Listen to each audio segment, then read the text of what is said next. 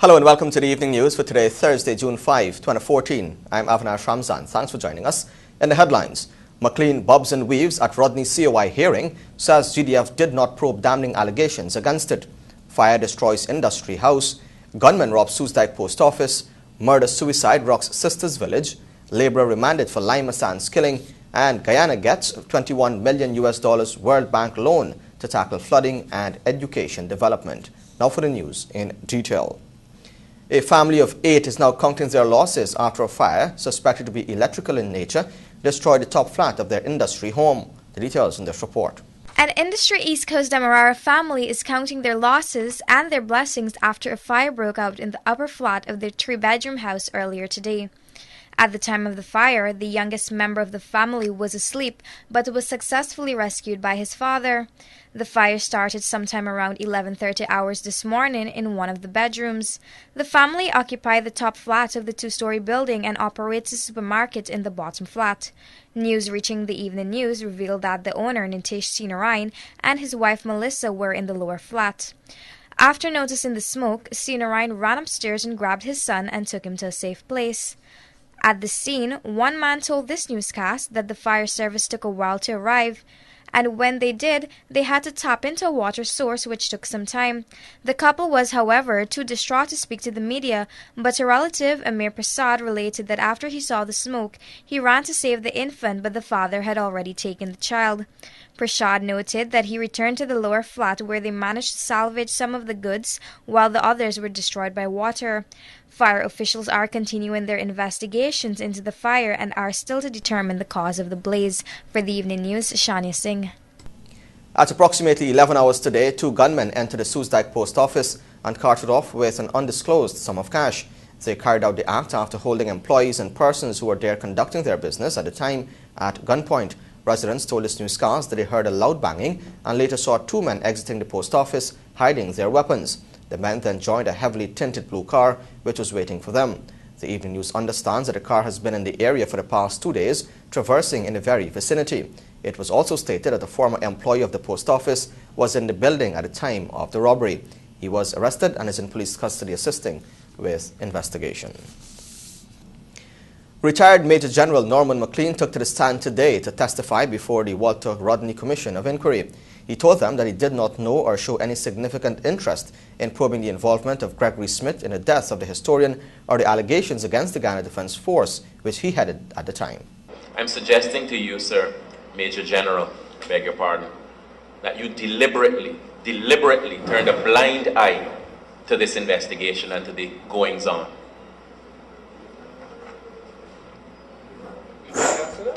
It's up to you. I'm asking You were asking that all along. You have to answer all the questions, sir, unless the chair tells you otherwise. Well, that's what I was asking the chair. You didn't ask that all the time? If I thought it was an improper question, I would have so indicated. Please answer. What was the question? Did you deliberately turn a blind eye to this investigation and its circumstances? No, sir. That was Barbadian Queen's Counsel Andrew Pilgrim representing the affairs of Donald Rodney at the Commission, investigating the death of his brother Walter Rodney. Rodney was killed when a bomb allegedly handed to him by then Sergeant of the Guyana Defence Force William Gregory Smith. Appearing before the Commission today was the former Chief of Staff of that organization, retired Major General Norman McLean, who was at the helm of the military body at the time of Rodney's death. McLean told the Commission that indeed Rodney was considered a political threat to the then leadership of the country, and indeed his party, the Working People's Alliance, had come up at the many meetings he had with the Prime Minister and Minister of Defence Lyndon Forbes Sampson Burnham. Tantrums flared during the cross-examination between Pilgrim and McLean as heated arguments ensued between the two. Colonel McPherson, Major Lewis, you want me to call any more dead men? You call the names of people that you are aware were doing the work, dead or alive. Those are the persons. How did you know that they were doing this work? You don't only get nice questions. How did you know that they were doing this work that you say you didn't do? They were supposed to do it. They were supposed to do it. Do you have any information that suggests they did any such cooperation with the police investigation? I think you should ask the police. I'm asking you. No, I don't know. Well, say that. Pilgrim was reasonably upset when McLean admitted that he did not see the need to place an interest in Gregory Smith's alleged involvement in Rodney's death. His answers were short and to the point, much to the agitation of Pilgrim. So the names that you called who were investigating this matter, did you have any conversation with them or any report from them on the progress of their assistance to the police? They were assisting the police. Right, so the question is, did you get any report from them or have any conversation with them in which they discussed with you the progress of the investigation and their cooperation with the police? The answer is no. Okay. And you would have regarded the death of Walter Rodney in the context of what you have described for us as a significant matter? I would think so, yes. And you didn't think that you should in any way follow up the progress of the investigation of someone who was a former person under your command? No. Wow. All I can say to that is wow. You didn't think that was something that you would have any responsibility in? That's a different issue. Well, now that you have that issue before you... No, I don't have an issue. No, that responsibility, don't you think you had? No. Oh, I'm sorry. You had no responsibility. Well, I certainly agree with you on that one, at least. McLean told the commissioner that he was removed from his post as head of the Guyana National Service in 1979 to take up the position as Chief of Staff at the Guyana Defense Force. He said he was pleasantly surprised, noting that he had no idea why he was placed there. However, Pilgrim put it to him that he, McLean, had in fact known exactly why he was removed. Pilgrim put several other suggestions to him as well, including the fact that an aircraft had allegedly transported Smith from Georgetown to Kokwani a day after Rodney's death without his knowledge, and that, according to him, speaks much to his claim that the Army was a well-disciplined organization. William Gregory Smith was accused of handing Dr. Walter Rodney a walkie-talkie device with an explosive hidden inside. Claims are that Smith was used by the PNC government of the 1970s and early 80s to carry out the assassination on the man who had reportedly become a thorn in the administration's flesh. The PNC government, said to have been controlling the state entities at the time, has ever since denied the allegations. For the Evening News, I'm Alexis Rodney. A West Berbice man who recently lost his job on Wednesday night stabbed his 14-year-old girlfriend to death before taking his own life. The details in this report. Tamisha Adams was found with a knife stuck in her neck and throat slit in a plot of land behind her home at Sisters Village, East Bank, Berbice. Her boyfriend, Kellon Sam, 23, was found hanging from a mango tree at the back of his yard 2 houses away. The third-form student of the Berbice Educational Institute will have celebrated her 15th birthday on June 15th. According to reports, the teenager could not have been accounted for at home during the night, and a search was mounted for her. However, she could not be found. It was until the morning that her mother stumbled on her body, lying next to a garbage heap with a knife protruding from her neck. Reports are that the two recently had a misunderstanding over a tattoo which was on the teenager's leg. On Tuesday, Adams went home from school about 10 p.m. and was seen by Sam getting out of a car. The two had a subsequent argument over the name Sion, which was tattooed on her upper left leg. According to the dead girl's mother, Maureen Adams, in October last year, she became aware of the relationship between the two. However, villagers say that the two were together for more than 1 year. According to Sam's father, he was unaware of the relationship. He said that his son was dismissed from Carcom Cement just about 2 weeks ago without any explanation. Gordon Sam noted that his son was not missed on Wednesday evening because since he stopped working, he spent most of his nights at a friend or a relative. Adams discovered her daughter's body after receiving reports that Sam was found hanging and was on her way to her neighbor's house at about 6:30 a.m. Apart from the tattoo, there were no marks of violence on her body. For the Evening News, Alexis Rodney. The contractors hired to undertake projects at the construction of a specialty hospital and other projects are funding continued construction out of their own pockets. Let's find out more in this report.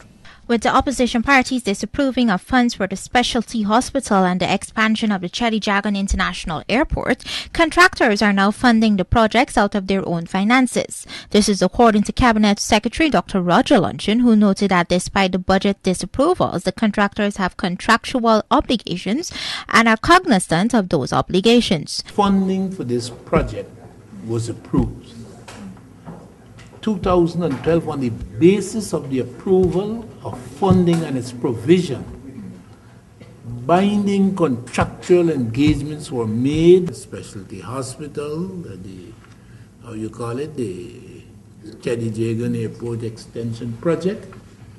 They're also continuing to work with an expectation that they will be paid. With questions on how the government intends to repay the contractors with the monies being disapproved, Luncheon said that legal procedure will be followed. Once the Parliament disapproved appropriations under the particular ministry and under the particular program, at that point in time, funding ceased. He noted too that the government has been missing payment deadlines and runs the risk of being sued by those contractors. It is possible that those are the routine. I don't believe that it is an exclusive phenomenon in that contract. In most of these contracts, it is on both sides. The contractor is under obligations, and if he doesn't, you get liquidated damages, all sorts of different things happen to him. And the client is also under certain obligations, and if you don't meet it, you got to pay interest, you got to pay penalties and whatnot. Will we have to pay it's penalties? Not. I would hesitate to go down that road. No, but we have missed the deadlines for payment. Oh, sure, we have missed deadlines. I am pretty certain that we have missed deadlines. Reporting for the Evening News, I'm Gabriela Patram. Head of the Presidential Secretariat, Dr. Roger Luncheon, says that the government holds Guyana's representatives on the West Indies Cricket Board accountable for the recent developments at the Cricket Board. Here are details. In what is being described as disrespect shown by the West Indies Cricket Board after a decision was made to relocate a match that was slated for Guyana, Cabinet Secretary Dr. Roger Luncheon says that Guyana's representation on the board is to be held liable for the actions.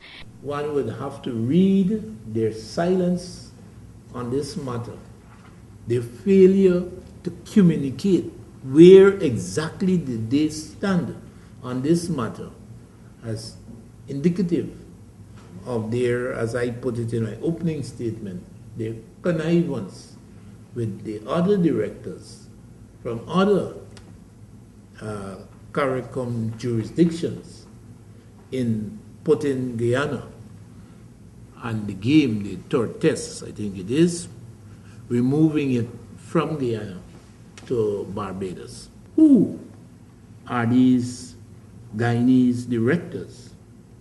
And what were their motives in contributing to the West Indies Cricket Board's terrible decision?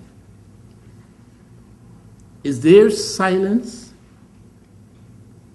their failure to repudiate that decision, to be taken as evidence of their support, their connivance with the WICB in foisting this unconscionable blow to Guyanese cricket lovers? Luncheon pointed out that the representatives had not made any efforts to inform officials in the government of the discussions in that regard, which in itself was negligent on their part.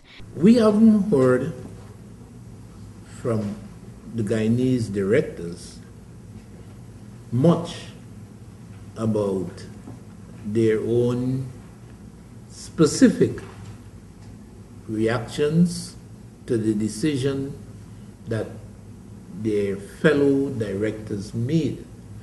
Were they supportive? Did they repudiate the decision? Even before the decision was announced or made known, here we have a regional institution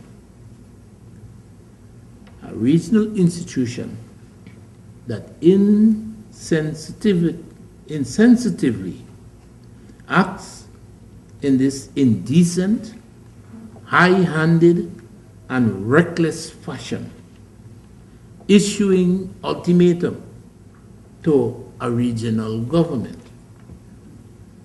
The Cabinet of Guyana records its absolute rejection of the West Indies Cricket Board behavior. Cricket administrators here are outraged at what they called the brazen attempt by the West Indies Cricket Board, WICB, to dictate how a sovereign country should conduct its affairs. They slammed the board's president for asking President Donald Ramotar to hold off on assenting to a bill that was passed in the country's parliament. Over the weekend, the WICB announced that it was pulling the third test between the West Indies and New Zealand from the National Stadium, owing to the passage of the Cricket Administration Bill, which it said places the administration of the game here in the hands of politicians. The government had issued a release in which it accused the WICB of assuming arrogance and contempt towards a government of a CARICOM member state. Reporting for the Evening News, Gomati Gangadin. Shania Singh now joins us to report that a man who posed as a garbage man to gain access to a city building was charged for stealing. 16-year-old Tristan Barker of 11 Ledlow Street today appeared at the Georgetown Magistrates Court before Magistrate Faith McGusty after he was slapped with the charge of simple larceny.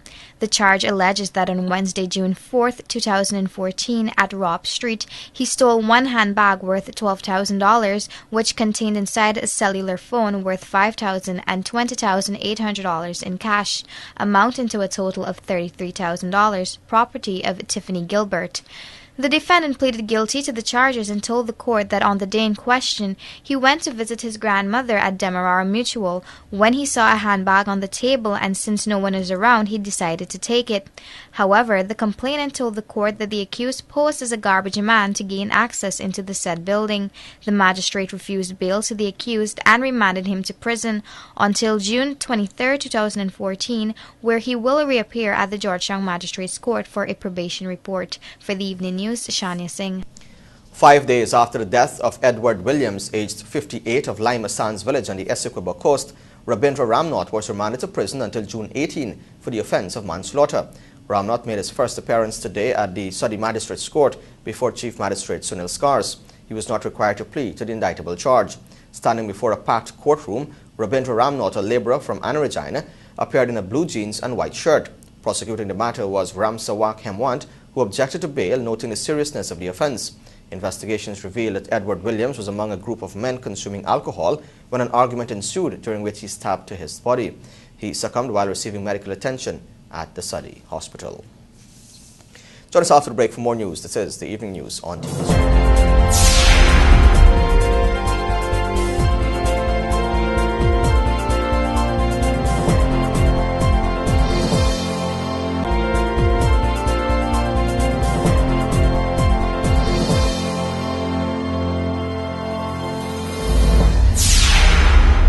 Welcome back. This is the Evening News. More than 300,000 residents of the east coast of Demerara are set to benefit from reduced flooding and climate risks as a result of an $11 million loan from the International Development Association. More in this report. The loan was approved today by the Board of Executive Directors of the World Bank. According to a release from the World Bank, the project will seek to upgrade critical sections of the East Demerara Water Conservancy Dam, improve drainage capacity in priority areas along the east coast of Demerara, and to increase flood preparedness with the installation of monitoring hydrometeorological data. Nearly 90% of Guyana's population lives along the coastal plain, which is largely below sea level and vulnerable to climate change.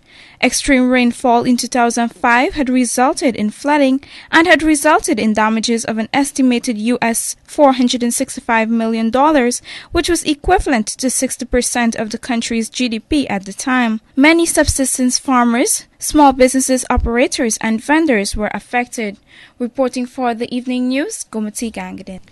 Meanwhile, the International Development Association today also approved a $10 million credit for the enrollment of students in general secondary schools and for the improvement of the standards of mathematics teaching for secondary education. The project is expected to place 2,600 new students from vulnerable areas in general secondary schools to pilot technology-assisted in learning in mathematics and to provide training for 600 secondary mathematics teachers while providing 250 math kits to 250 secondary schools. The World Bank's country director for the Caribbean, Sophie Sertain, said that the credit aims to provide all Guyanese with quality secondary education, noting that to boost competitiveness, it is essential that the skills learned in the classroom lay the foundation for future workplace successes. The IDA credits to the government of Guyana have a final maturity of 25 years with a 5-year grace period. Digicel Guyana Chief Executive Officer Gregory Dean has expressed optimism that the legislation will be passed for a free telecoms sector before the National Assembly goes into recess in August. Bisham Mohammed met with the CEO and filed this report. After years of back-and-forth discussions between the key stakeholders about the liberalization legislation, Digicel Guyana Incorporated Chief Executive Officer Gregory Dean said that the company has met with the parliamentary committee dealing with the issue, and from all indication, it will bear fruit shortly. We've went to meet the Parliamentary Select Committee. We've given, our take on the bills. Like we've said before, we're happy with the legislation as drafted in Parliament. We're happy to work on, with the legislation when it's enacted into law. I think in terms of the need for liberalization in the country, I think initially a lot of the conversation was around things like cheaper international calls, but I think the conversation has now moved on to the point where I think in 2014, as an operator in the market as a Guyanese, I think we all realize things like broadband, access to broadband, access to internet, I think is a critical need now in the country. If you look at the recent IDB study where Guyana was we were at the bottom of the list in terms of speed, but we were on top of the list in terms of pricing. So you'd like to see that reversed somehow in the future, and I think liberalization is a key thing for that. And I think it's now become bigger than Digicel and GT&T. I think it's critical to Guyana's development needs that we open up the sector and have all players come in the market and offer these services in a fully competitive environment. He also noted that once the bill is passed, Guyanese will ultimately benefit in all major aspects of development in the country. We had a good meeting with the Select Committee. I don't think there are any significant issues that we felt would necessitate, holding back the legislation. Obviously, they're meeting other stakeholders. We're not party to some of the meetings they're having other stakeholders. But from a Digicel point of view, we didn't see any significant issues with the legislation. We have to liberalize and move forward at some stage. We've been talking about it for years, so I don't see the other scenario that is beneficial to the country. So for me, it has to be done. And you see this within a month or two? Yes, I see no reason. All the parties in terms of the public statements and the meetings are saying that they're looking at, having it done before the August 10th recess. So for me, by end of July. The telecommunications bill was deferred several times as talks continue with the service providers in the telecommunications sector with a view of reaching agreement that will be unanimously supported. The telecommunications bill seeks to provide for an open, liberalized and competitive telecommunications sector that will be attractive to new market entrants and investors while preserving the activities of the current sector participants. Bisham Mohammed, The Evening News. Head of the Presidential Secretariat, Dr. Roger Luncheon, today revealed that the Guyana Police Force is in receipt of live CCTV feed from the National Intelligence Center. The CCTV feed is being transmitted from several strategic locations around the city. This is expected to boost the capacity of the police force to combat crime in the city. 4 men have been charged for the possession of narcotics when they appeared in the Georgetown Magistrates Court earlier today. Details in this report. 25-year-old Rohan Singh, 25-year-old Satish Singh of Lot 11 Railway Street, Kitty, 27-year-old Devian Sardina and 27-year-old Ortiz Summoner of 91 Lamaha Street all appeared at the Georgetown Magistrates Court earlier today before Magistrate Faith McGusty after they were charged with the possession of narcotics. The charge alleged that on June 4, 2014, police officers acting upon information received from credible sources carried out a search in a top-flat apartment located on Railway Street, Kitty, where 7.6 grams of marijuana were found tucked away under a cupboard. The defendants who were present in the house at the said time were arrested and charged. Satish Singh, Devian Sardina, and Ort Summoner all pleaded not guilty to the charge laid against them, except for Rohan Singh, who pleaded guilty. The magistrate granted bail at a sum of $25,000 to the three men, and they are scheduled to reappear at the Georgetown Magistrates Court on June 12, 2014. However, Rohan Singh is remanded to prison until the said date. For the Evening News, Shania Singh. Still in the courts, 33-year-old Felicia Skeet of Seafield Sapphire today appeared at the Georgetown Magistrates Court after she was charged with simple larceny. The charge read that on June 1, 2014 at Georgetown, she stole one cell phone valued $30,000, the property of Holston New Year. The defendant pleaded not guilty to the charge and told the court that on the day in question, she borrowed a cell phone from the complainant, who is known to her to make a phone call. However, as she was going to purchase credit for the phone, a man on a bicycle snatched the phone from her. The woman, who sells water for a living, promised to pay back the money for the said article. However, she asked for time to do so, as she is set to return to court on June 16, 2014. More news still ahead. Stay tuned. This is the Evening News.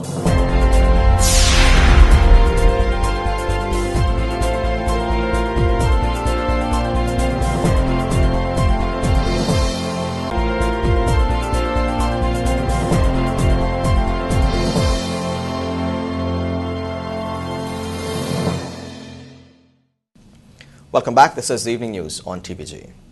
With the looming possibility of another company moving to the CCJ to recoup mines paid in an illegal environment tax, the government is expected to retable the Customs Amendment Bill. Let's find out more in this report. With the Buster Company looking to move to the Caribbean Court of Justice to recover monies paid because of an illegal tax, Cabinet Secretary Dr. Roger Luncheon today announced that the government will be retabling the Customs Amendment Bill. In the wake of the CCJ's ruling that so adversely affected Guyana, in the context of the denial by the opposition of being responsible for such an outcome, Cabinet has reiterated its intention to have the once disapproved Customs Amendment Bill resubmitted for the House to further consider. Luncheon urged that the bill be passed in the National Assembly to rectify the conflict with Guyana's constitution and the Treaty of Chaguaramas. He said it would protect the country from further lawsuits by CARICOM manufacturers that pay environmental tax to Guyana. Cabinet maintained that the focus of the bill on addressing Guyana's treaty obligations should not be diverted, it should not be confused with other issues such as the environment. Cabinet insisted that that cannot be, and it ought not to be, the bill ought not to be used for any purpose other than to correct the discriminatory nature of our tax law. Svetlana Marshall reporting for the Evening News. Meanwhile, Dr. Roger Luncheon also revealed that Rhodesia Beverages is still not in receipt of the payments awarded to it by the Caribbean Court of Justice, the CCJ. The CCJ had ruled that Guyana's government should pay $6 million to the Surinamese company after the company had filed a lawsuit against Guyana, stating that the tax laws were in conflict with the Treaty of Chaguaramas. In its ruling, the CCJ said Rhodesia Beverages is a company based in Suriname which produces beverages packaged in non-returnable containers. These beverages are imported into Guyana and distributed through CIDI distributor, the other co-claimant. By Section 7 of the Customs Act of Guyana, an environmental levy is imposed on the importation of non-returnable beverage containers. The legislation does not contain any exemption in relation to the CARICOM single market and economy goods. This environmental tax, which has been imposed on Rhodesia, has the effect of raising the cost price on each imported container by $10 Guyana dollars. The Guyana Police Force is informing the general public that with effect from Monday, June 9, 2014, between 7 and 9 hours on Monday to Friday, motor vehicles will only be permitted to travel west along the railway embankment towards Georgetown between Bedford-Wacting, East Coast, Demerara and Sheriff Street, Georgetown. This is according to a release issued by the Guyana Police Force. This restriction is aimed at assisting with the peak period traffic build-up along the east coast of Demerara. Join us after the break for your regional, international, bridge and ferry reports. This is the Evening News.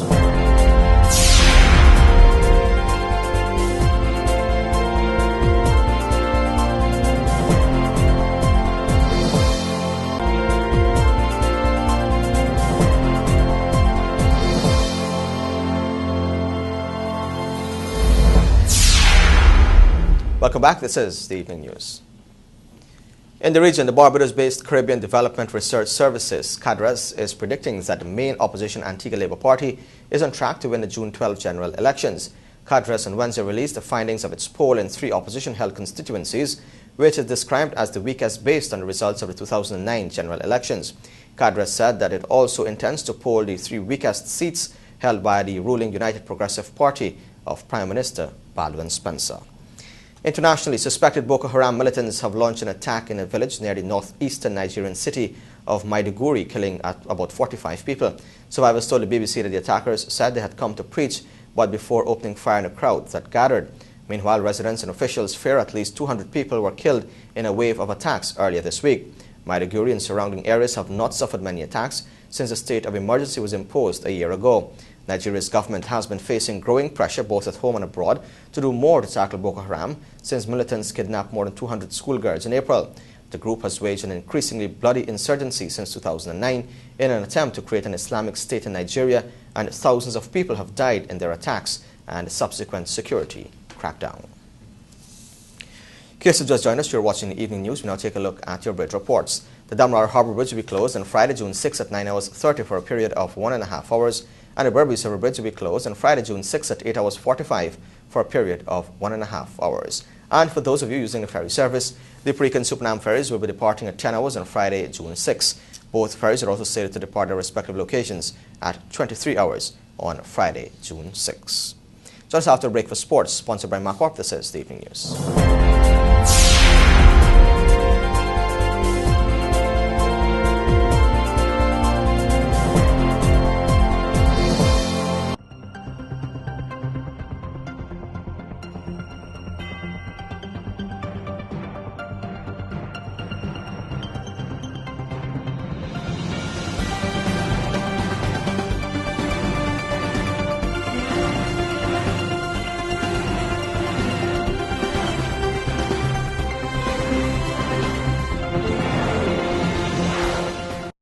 Welcome back. Now for a look at sport, but first the headlines. Seaboard Marine renews commitment to Caribbean motor racing. 7-member cycling team to attend Commonwealth Games, and Digicel Schools football set for grand launch. Of course, the sportcast comes to the kind compliments of MacCorp.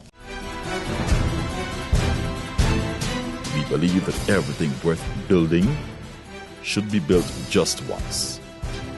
But that is why we build on culture, on trust, on integrity. We exist to do more, better, faster, safer. Your success depends on the foundation it's built on. Everything we do is meant to move you forward. MacCorp, let's build Guyana together. Welcome back. Seaboard Marine has renewed its commitment to Caribbean motor racing by being the exclusive shipping company for cars and bikes competing in the upcoming Caribbean Championship. Tristan Joseph reports. US $100,000 is the price Seaboard Marine has committed to shipping the cars and bikes throughout all the legs of the Caribbean Motor Racing Championships set to start in July. Ray Rahaman, coordinator of motor racing in Guyana, at a simple ceremony held at John Finance Limited Terminal on Mandela Avenue, thanked Seaboard Marine while highlighting that Guyana needs to remain the hub of motor racing in the Caribbean. We have to come up with some product, something new, something different, something to put Guyana and keep Guyana as the mecca of motor racing. We always were. For 25 years, we're the only country, the only track that has had motor racing in the month of November every single year. So we need to do that. President of the Guyana Motor Racing and Sports Club, John Carpenter, noted how important the sponsorship is for motor racing. Racing is a very expensive sport, both to the individuals and any other participant, and it is only a result of the generosity of the drivers themselves and the resources they put in there, and a major portion as well from our sponsors. And so I would first like to say today that without the help of Seaboard, all our vision of racing in the Caribbean could easily be squashed. Peter Perun, representative of Seaboard Marine, spoke on behalf of the company. I'd just like to say we're happy to be associated with the Guyana Motor Racing Sports Club, Ocean Park Club, the Jamaica Race Drivers Club, and the Trinidad Sports Association. I'd just like to wish all the competitors all the best in the 2014 Seaboard Marine Caribbean Championship. Meanwhile, the cars and bikes will arrive in Barbados for the first leg of the championships on June 27. The 4th annual Digicel Schools Football Championship is set for a grand launch tomorrow, but unlike previous years, the activity would take place outside of Georgetown. Dubbed the most exciting schools football tournament, the Digicel-sponsored event is set to be launched in grand style in the mining town of Linden. According to a correspondence from the company, the ceremonial launch will take place at the Egbert Benjamin Research Centre at Mackenzie Linden, with representatives of the key stakeholder bodies set to deliver remarks. These include Chief Executive Officer of the company, Gregory Dean, and Head of Marketing, Jacqueline James. Over the past weeks, the company has been busy intensifying preparations for the knockout competition, which is expected to attract the largest number of schools in its 4-year history. A number of coaches' workshops were hosted across the country, with coordinator Laverne Fraser-Thomas reporting a high level of interest and involvement at the respective locations. According to reports, a significant number of schools have already confirmed their registration for the event, while a host of others are slated to complete their registration soon. Like the previous years, games will be played at several venues in the rural areas to ensure maximum community participation, a key aim of the Digicel Schools Football Championship. The boys from Wisma Christiansburg are set to defend the title they won for the past 2 years when they defeated crowd favourite Warramdong Secondary on both occasions. The Guyana Cycling Federation has named a 7-member team to represent Guyana at the upcoming Commonwealth Games in Scotland. The details in this report. The team includes 6 riders, inclusive of 1 female, and an official who will take up the dual role of manager-coach. Speaking with This Newscast on Thursday, President of the Guyana Cycling Federation, Cheryl Thompson, revealed the names of the members of the travelling contingent for the upcoming games. The team comprises Roraima Bikers Club rider Alonso Graves and his fellow clubmate Marlon Williams. One of Team Coco's top cyclists, Reynard Jeffrey, is also included, as well as overseas-based Guyanese Jaron Williams. US-based Scott Savory and Claire Fraser-Green of England complete the list of riders, while the former national cyclist Dwayne Roadhog Gibbs will serve as manager-coach. Thompson said she's confident in the team's ability, pointing out that she has high hopes of them doing well. According to Thompson, Greaves, Jaron Williams, Savory and Fraser-Green are in training at their respective locations, while Jeffrey and Marlon Williams have been doing their part on the roads of Guyana. Thompson said she is looking forward to Greaves, Marlon Williams and Jaron Williams to hold their own, given the fact that they have experience competing at the Games. The trio represented Guyana at the Games in 2010 in India, with Jaron Williams placing 31st overall. The upcoming Commonwealth Games is built for July 23 to August 3, with 261 events in 17 disciplines. And with that, we've come to the end of sport, which is sponsored by MacCorp. And that's a wrap on the evening news for today, Thursday, June 5, 2014. On behalf of all of us here, I'm Avinash Ramzan. Thanks for watching.